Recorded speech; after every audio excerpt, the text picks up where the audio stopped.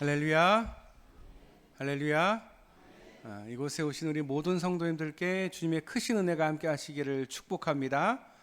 오늘도 주의 말씀을 듣고 또 그 말씀대로 살아가며 또 그 말씀 안에서 주님의 사랑을 경험하고 또 그 말씀대로 살 때에 성령 충만한 우리 모든 성도님들 다 되실 수 있기를 주님의 이름으로 축원합니다.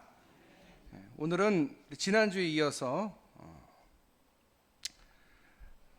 불길 같은 주성령 두 번째 말씀 나누고자 합니다. 지난주 불 같은 성령님이 뜻하는 것이 무엇이냐, 그리고 불 같은 성령님의 사역을 통해서 우리는 어떻게 변화될 수 있을까. 첫 번째로 불은 하나님의 임재와 영광을 상징한다, 이렇게 말씀을 드렸습니다. 계속해서 오늘은 두 번째, 불은 하나님의 능력, 하나님의 파워를 상징하는 것으로 생명의 에너지의 원천입니다. 물과 마찬가지로 불은 우리 인간뿐만 아니라 모든 생명, 그 생명의 그 생물의 생명을 유지하는 데 필수적인 요소입니다. 불은 에너지의 원천입니다. 불이 없으면 모든 생물은 생기를 잃게 되고 사멸하게 됩니다. 그러므로 성령님이 불과 같은 모양으로 각 성도에게 임했다라는 것은 하나님이 성령님을 통해서 하늘의 생명과 힘을 성도들에게 주셨다라는 것을 의미합니다. 그러므로 불같은 성령님의 임재 가운데 우리는 하나님의 그 귀한 그 능력을 덧입는 사람이 되어야 합니다. 거칠고 힘겨운 이 땅의 삶을 살아가는 동안에 우리는 하나님의 능력을 힘입지 않고는 한 걸음도 앞으로 나아갈 수가 없습니다. 때로 우리의 발목에 힘이 빠지고 무릎에 진액이 빠져나가며 어깨가 축 늘어질 때 하나님의 능력을 통해서 새 힘을 얻을 수밖에 없습니다. 우리의 힘의 근원, 능력의 근원은 하나님이십니다. 이사야서 40장 28절부터 31절에 이렇게 말하고 있습니다.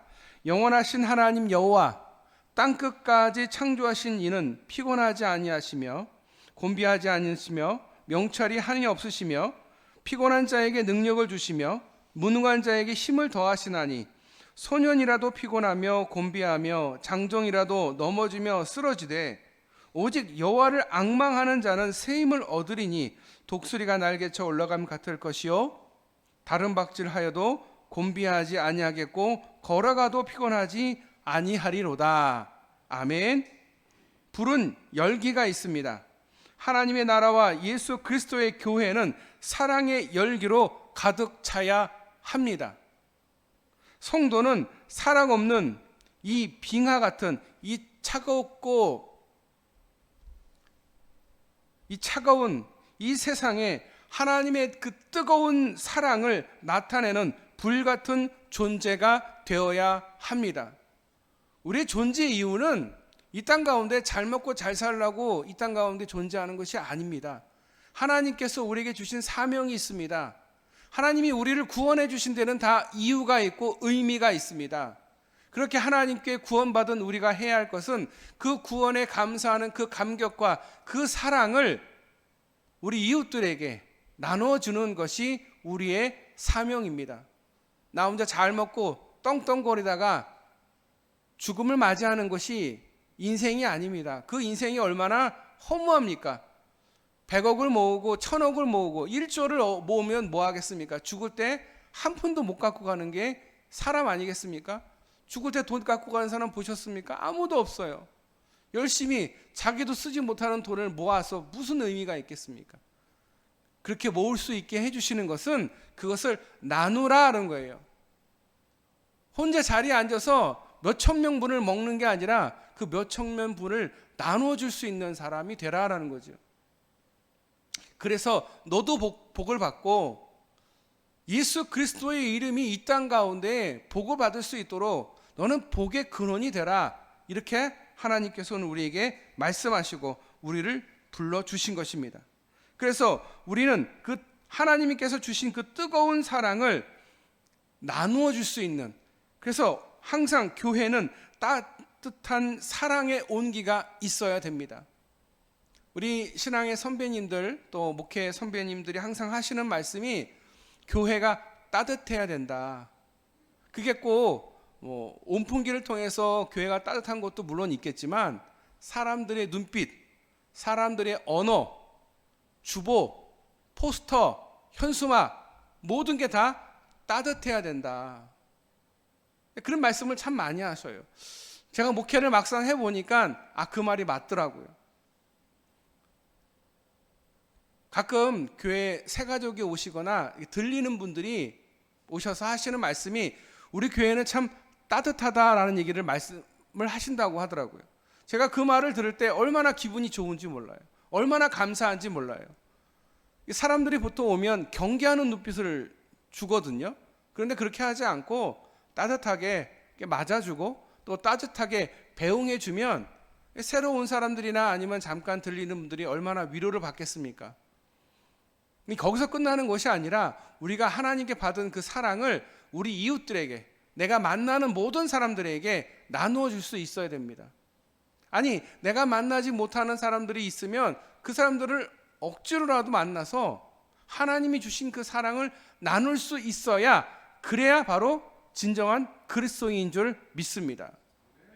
교회는, 그리스도인은 그러려고 존재하는 겁니다. 그런 사람들이 모이는 곳이 교회입니다. 하나님께서 주신 그 사랑을 나누어야 됩니다. 낙심하고 좌절해서 지쳐있는 이웃들에게 하나님의 그 귀한 그 사랑, 하나님의 그 힘과 능력을 나눠주는 사람이 되실 수 있기를 주님의 이름으로 축원합니다.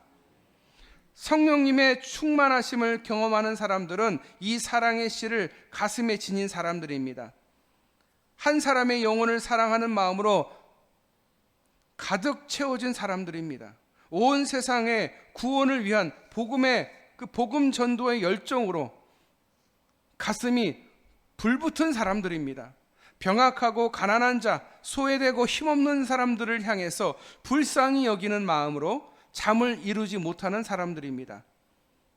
어떤 사람들이요? 성령 충만한 사람들.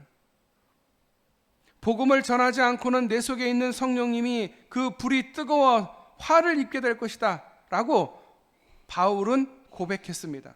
그 고백처럼 우리 안에 세상을 이처럼 사랑하신 예수님의 그 사랑을 전하는 저와 여러분 되시기를 축복합니다. 이 사랑의 불씨가 예루살렘에서부터 퍼져서 온 유대와 사마리아와 땅끝까지 퍼져나간 것이 초대교회의 역사입니다. 그러므로 불같은 성령으로 충만한 성도가 되실 수 있기를 바랍니다. 우리의 생명이 다하기까지 식지 않는 사랑의 열정으로 살아가실 수 있기를 축복합니다. 나는 이제 얼마 안 남았어. 하나님 부르시면 이제 가야지. 갈 준비만 하는 게 아니라요. 가는 그 순간까지 하나님이 주신 그 열정과 그 사랑을 전할 수 있기를 축복합니다. 아니, 우리가 갈 날만 준비하고 있으면 얼마나 사람이 처지는지 몰라요. 얼마나 우울한지 몰라요. 하나님이 부르시는 그날까지 열정을 가지고 성령 충만함으로 하나님의 사랑을, 하나님께서 나에게 부어주신 그 사랑을 전하는 저와 여러분 되시기를 축복합니다. 셋째로, 불은 변화를 가져옵니다. 변화. 칼빈은 성령의 사역을 불에 빗대어서 하나님께서 사람의 마음에 불을 붙이시고 이 세상 허영을 다 태우시고 만물을 깨끗하게 하신다라고 주장했습니다. 불은 태우는 속성이 있습니다. 더러운 것을 태워서 정결하게 하는 것이 불입니다. 죄악으로 오염된 세상을 정결하게 하는 것, 그 일은 바로 성령님으로 충만한 사람들이 할 일입니다. 우리가 이 땅 가운데 있는 이유는 뭡니까? 이 땅이 오염되고 이 땅이 악해지고 이 땅이 이렇게 자기만 위하는 세상 가운데에 나를 버릴 수 있는 사람, 저 오염된 세상을 정화시킬 수 있는 사람, 그 사람으로 우리를 부르신 것입니다. 우리를 구원해 주시는 데는 그만한 이유가 있었던 거죠. 값없이 우리를 구원해 주셨습니다. 그 값없이 구원해 주신 그 은혜에 감사하며 이 오염된 이 세상을 정결하게 뜨거운 불로 그 모든 것을 정결하게 하는 저와 여러분 되시기를 축복합니다. 말라기 3장 2절에 이렇게 말합니다. 그가 임하시는 날을 누가 능히 당하며 그가 나타나는 때에 누가 능히 서리요. 그는 금을 연단하는 자의 불과 표백하는 자의 잿물과 같을 것이라. 일찍이 이렇게 예언했습니다. 예수 그리스도께서 강림하시는 날에는 세상을 불로 정결하게 하신다 말씀하셨습니다. 이제 불같은 성령님이 임하시면 죄악의 강물에 오염된 세상을 정결하게 할 뿐 아니라 모든 성도의 성품에 아직도 남아있는 죄된 본성, 죄를 향한 성향과 습관들을 날마다 매 순간마다 불태워 구별하여 주실 것입니다. 우리는 매 순간 매일마다 성령의 불로 내 가운데, 내 마음 가운데 있는 죄된 본성을 태워야 됩니다. 어제 태웠으니까 오늘은 안 태워도 되지가 아닙니다. 매 순간 우리가 우리 가운데에 이 죄된 본성이 자꾸 올라옵니다. 죄된 본성이 뭘까요? 아담과 하와가 지은 죄가 뭡니까? 하나님과의 약속을 어긴 거, 또한 그 어긴 이유는 하나님과 동등되고 싶어하는 인간의 욕심, 하나님처럼 되고 싶은 사람의 욕심이 결국은 죄된 본성이다라는 거죠. 그 죄된 본성은 우리 모두에게 있습니다. 저에게도 있고 우리 모두에게 있습니다. 그런 그 죄된 본성을 어떻게 해야 된다고요? 성령의 불로 태워야 됩니다. 정결하게 돼야 됩니다. 그 죄된 본성 그대로 이 세상을 살아가면 우리는 여전히 세상 사람과 별반 다를 것 없는 사람이 되는 것입니다. 예수를 믿는 사람과 그리스도인과 그리스도인이 아닌 사람이 확연히 차이가 나야 되는데 어디에서 차이가 납니까? 쓰는 말도 똑같죠. 입는 옷도 똑같죠. 사는 집들도 대부분 다 비슷하죠. 쓰는 언어도 다 비슷해요. 그럼 구별이 안 되는 거잖아요. 뭘로 구별이 됩니까? 성령 충만함으로 뜨거워진 그 불로 이 땅 가운데 오염되어 있고 죄된 본성을 태우는 사람이 그리스도인입니다. 하나님은 그러라고 이 땅 가운데 우리를 구원하신 것입니다. 그리스도인은 그래서 존재하는 거예요. 이 땅을 오염되지 않도록, 이 땅이 더 이상 악해지지 않도록, 이 땅이 사단이 들끓고 악이 들끓는 세상이 되지 않게 하기 위해서 우리가 존재한다라는 것입니다. 그리스도인은 그래서 존재하는 것입니다. 우리의 교만의 뿔과 욕심의 기름덩어리와 거짓의 뿌리와 시기와 질투의 가시와 게으름의 고름덩어리를 불태워 우리를 변화시킵시다. 불이 지나간 자리는 그 이전의 모든 것이 하나도 남지 않습니다. 불같은 성령이 임하시면 우리 옛사람, 옛 정욕, 옛 자아가 사라집니다. 그래서 새 사람, 새 자아로 빚어지게 됩니다. 성령께서 오시면 옛날의 나의 모습은 완전히 변화되는 것입니다. 질그릇과 같은 거칠거칠한 질그릇과 같은 그런 우리를 날마다 불같은 성령님으로 빚으시는 하나님의 손길에 우리를 맡기실 수 있기를 바랍니다. 나는 이대로가 좋아. 날 내버려 주세요. 오늘은 말고 내일 하지요. 이런 핑계와 변명과 무시로 인해 불같은 성령님의 역사를 거절하지 않는 저와 여러분이 됩시다. 우리가 그럴 때마다 성령님은 우리 안에서 위축되십니다. 우리의 냉담과 무시 속에 성령님은 그 뜨거운 불을 점차 식어갑니다. 그 불이 식어갑니다.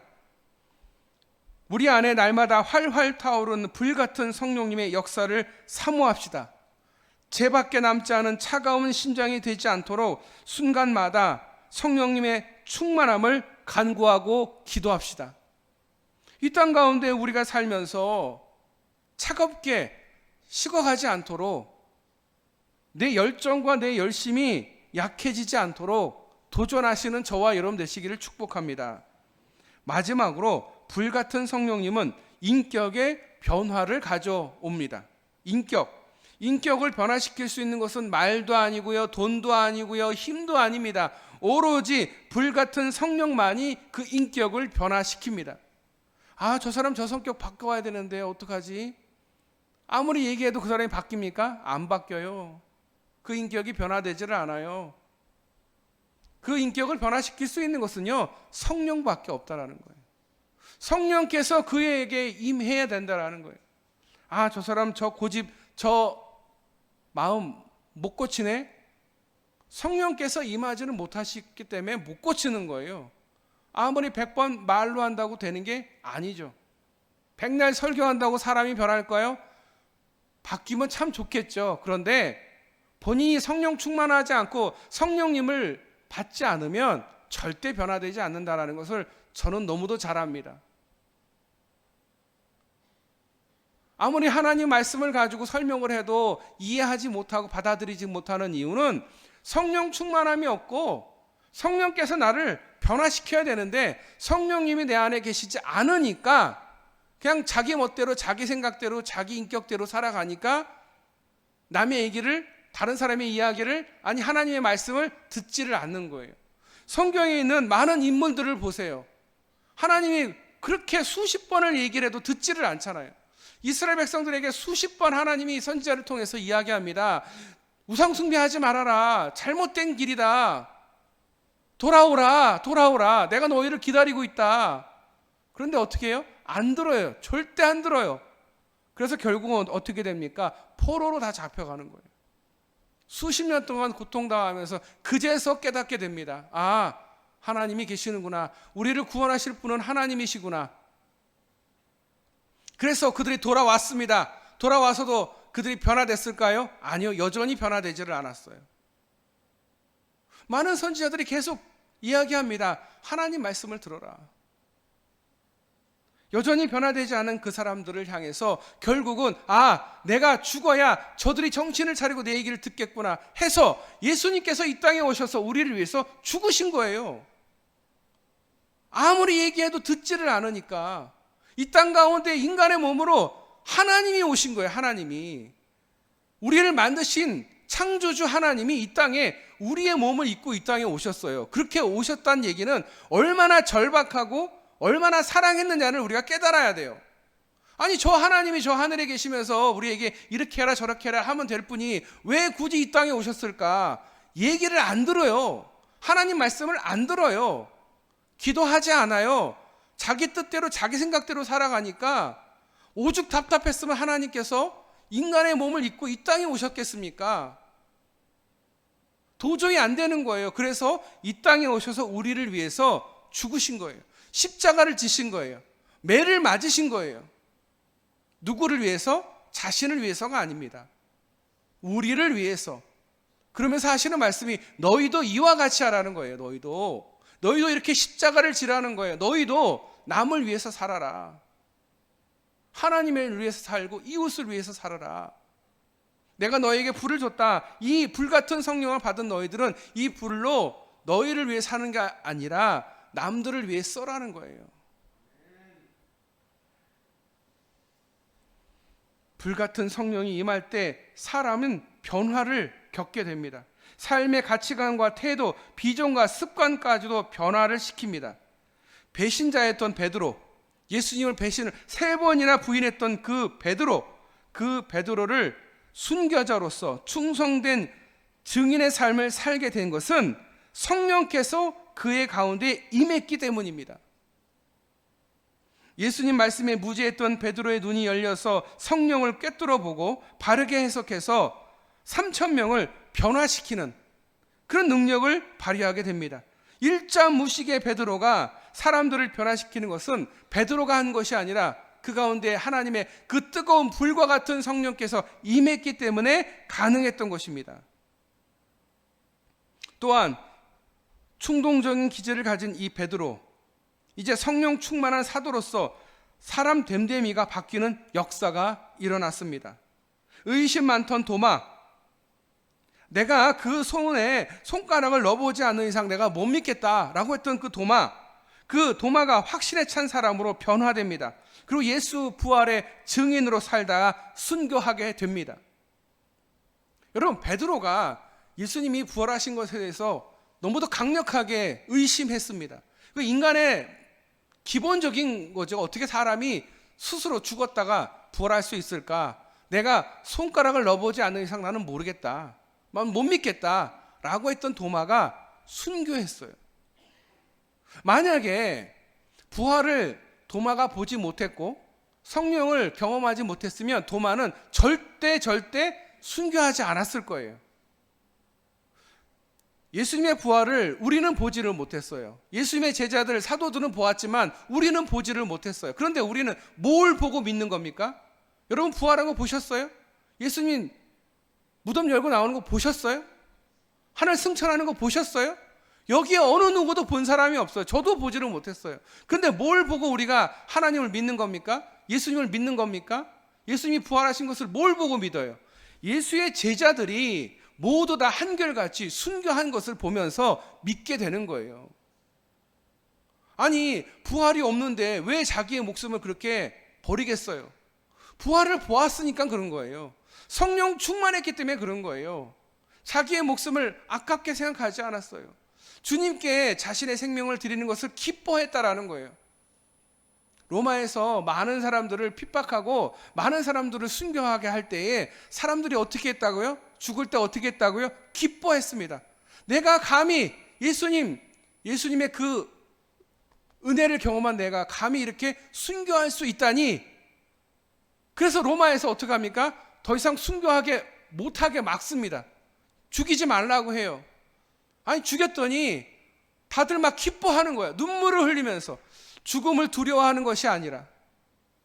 여러분, 그 역사가 우리 한국 교회에서도 여전히 있었습니다. 여러분, 저 이북에서 공산당에 내려와서 예수 믿는 사람들을 핍박할 때 순교하는 것을 기쁨으로 받아들인 사람이 한두 명이 아니었어요. 그것을 보면서 공산당들이 두려워했다라는 거예요. 이 사람들 왜 이러지? 여러분, 부활을 경험하지 않았고 보지를 못했던 우리가 어떻게 이렇게 하나님을 믿게 된 거예요? 성령께서 우리에게 임하셨기 때문에 가능하게 된 거예요. 우리의 지식으로, 우리 지혜로 이해할 수 없는 일이잖아요. 그런데 성령께서 우리 가운데 임하셨기 때문에 그런 거예요. 그런데 우리가 그 성령이 이 가운데 불타 올라야 되는데 자꾸 식어가는 거예요.